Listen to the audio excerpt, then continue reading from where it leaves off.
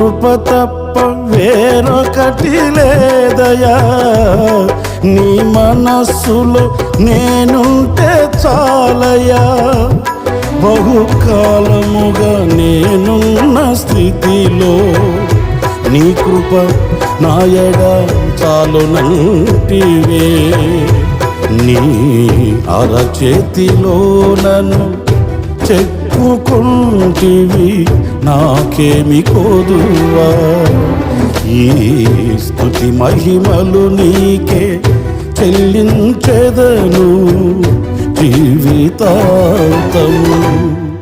ఘనమైనవి స్థిరమైనవి, ఘనమైనవి నీ కార్యములు నా ఎడల, స్థిరమైనవి నీ ఆలోచనలు నా యేసయ్యా.